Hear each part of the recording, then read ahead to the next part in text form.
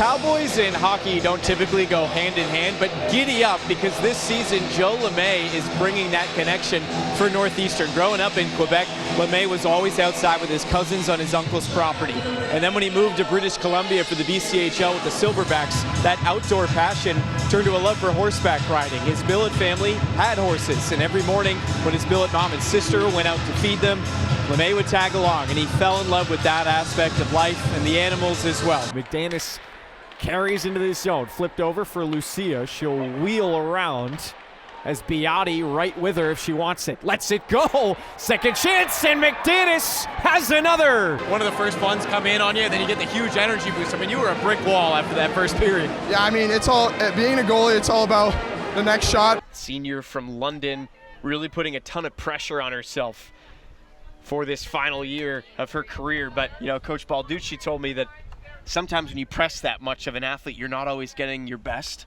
And Coach, maybe you can lend some credence to this. That might be where it's taking a little bit longer this year for her to get going, unfortunately.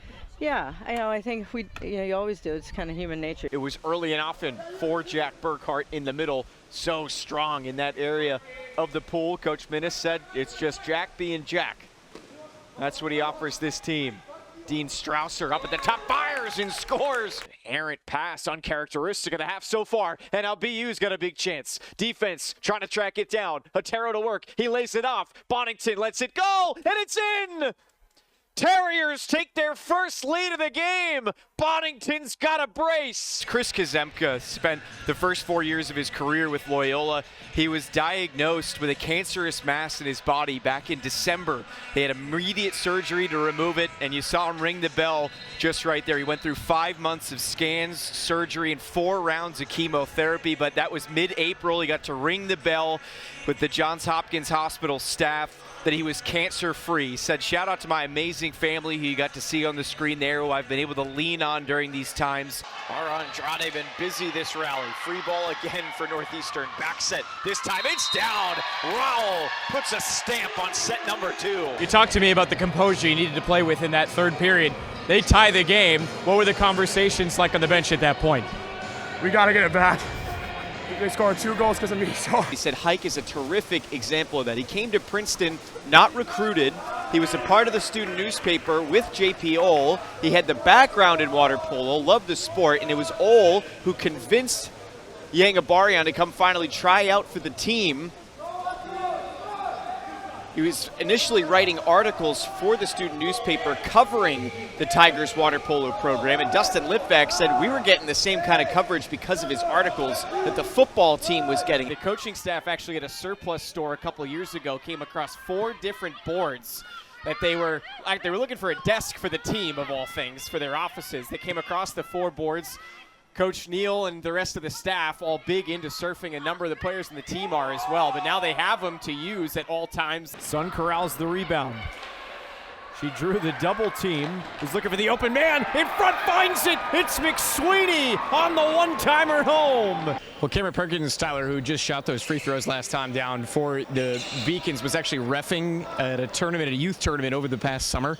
And at one point during a break, he took one of the basketballs and he just elevated and threw it down. He got everybody in the background going, and everybody started chanting in the back, like, who is this guy? It's not a ref, it's just Cameron Perkins. So you get a sense of what he can do when he's in a serious game tonight. It's a reunion tonight for a pair on either side, Harvard Drake Murray and Aiden Park. They started playing together when they were 6 years old. They played for the same team for 12 years. Their families are both in town for Thanksgiving this weekend, staying at the same hotel, so they got to hang out on Thursday night.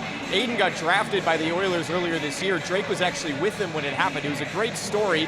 The draft was held in LA, where close to both of their hometowns. Aiden had an interview with a couple of the teams around the league. It was kind of hit or miss on whether or not he was actually going to get drafted, but they decided to go to the draft in person anyway to support some of the guys they know, like Riker Lee, who they played with in high school. And then all of a sudden, with 10 picks to go, Aiden got a text from his agent, and guess what? That was his draft pick. So both of them were in the building for it, not expecting it at all. Wildcats continuing to press, looking long.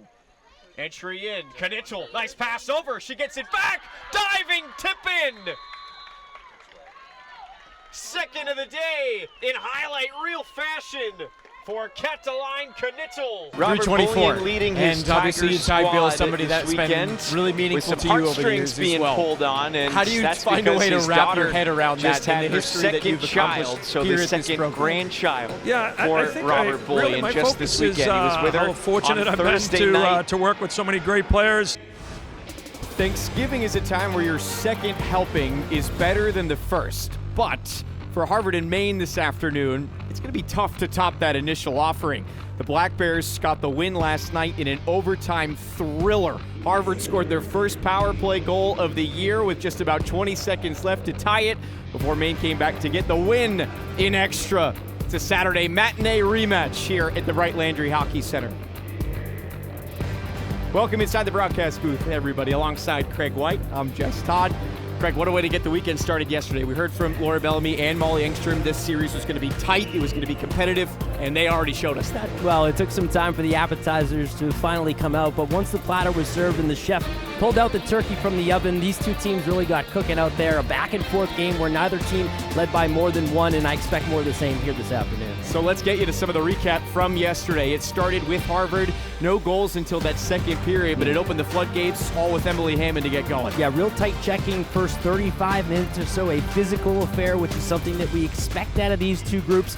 We had 3 ties, 3 different lead changes in that game, and Maine responded after that initial goal from Harvard. Yeah, nobody had more than a 1-goal lead all afternoon. And mentioned that power play goal, no better way to get it for the Crimson in their first. Here it is on the setup. It was electric to find a way to tie it and force that extra frame, but Maine had the answer. It was Gracie Hansen on the winner. Her and her Minnesota Junior Whitecaps teammates with Reagan Worm and Lily Fetch, all 3 of them finding the back of the net, leading us into this second game of the series and maybe the storyline of the entire game. Julia Bacchetti getting her first start of the season for the Black Bears. It'll be the first minutes for everybody in net not named Kia Lahtinen.